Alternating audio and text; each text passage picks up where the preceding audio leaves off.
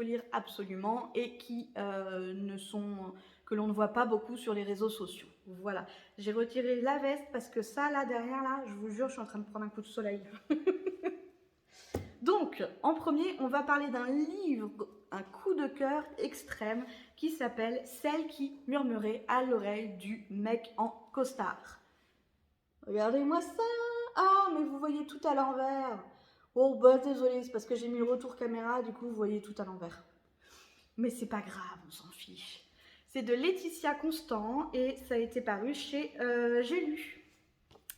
À 27 ans, Fauve gère un haras atypique niché dans la forêt landaise. Elle y soigne des chevaux traumatisés et y donne des cours d'équitation responsables aux enfants.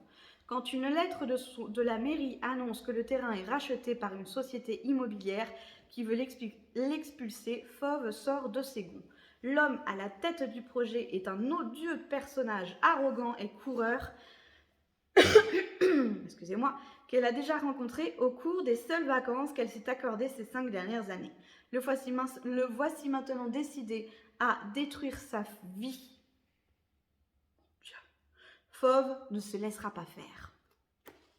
Donc il y a une romance encore là-dedans, c'est de la romance. Il y a des scènes un peu, il y a peut-être une scène un peu osée. Je me rappelle plus bien, je l'ai lu il y a très longtemps, mais vraiment c'était génial. C'était génial. Donc, je disais que cette romance était vraiment très bien faite et elle est palpitante. Une fois de plus, j'utilise ce mot à chaque fois, mais c'est le cas.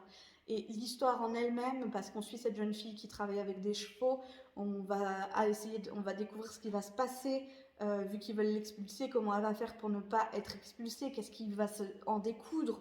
Et il faut le lire. Lisez-le.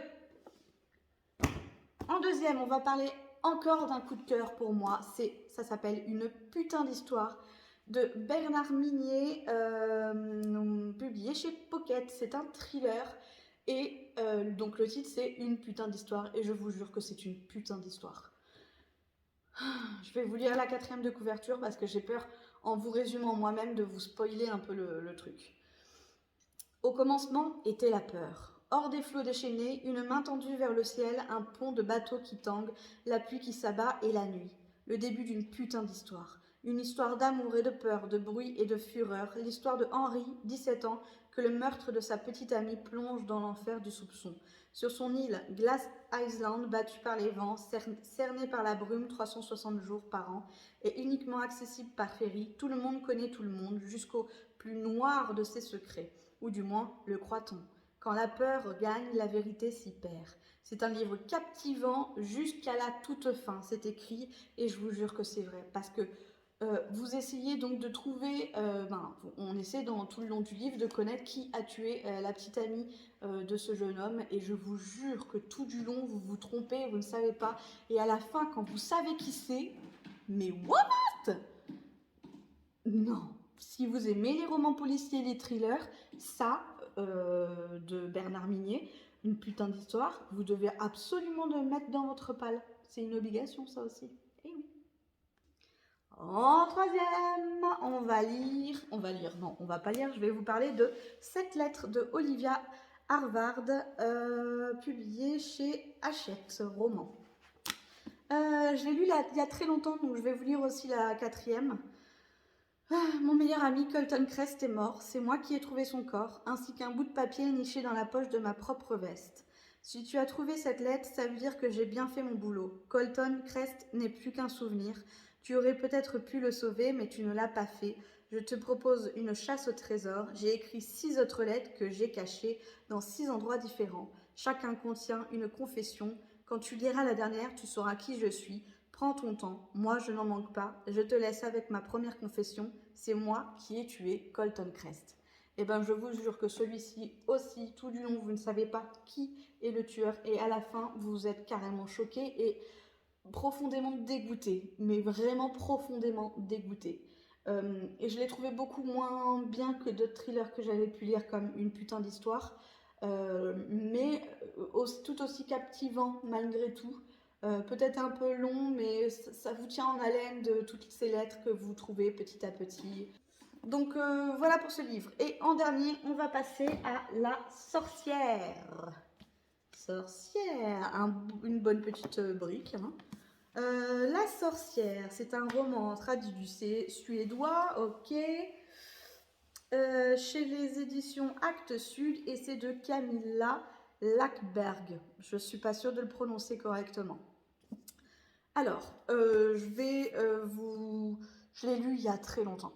Une fois de plus, le résumé est un peu long, donc je vais essayer de vous faire un résumé à ma façon. C'est encore une histoire de meurtre. On est encore sur un thriller.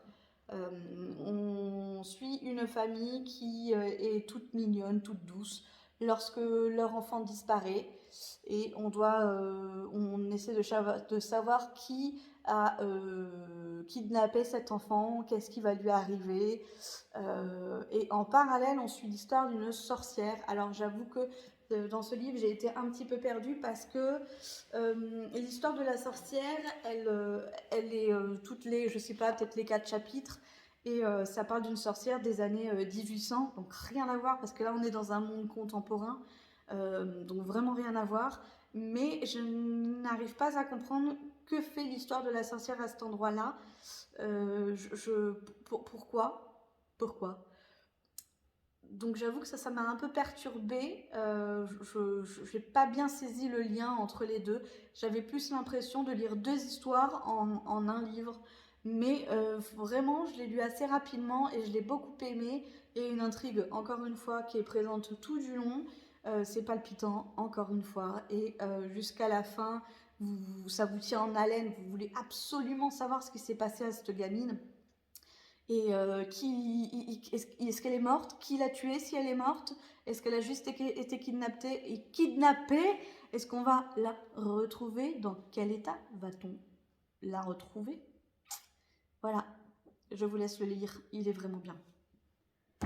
Et c'est fini pour cette vidéo. Je vous remercie de l'avoir regardé et je vous dis à la prochaine fois. Bye bye!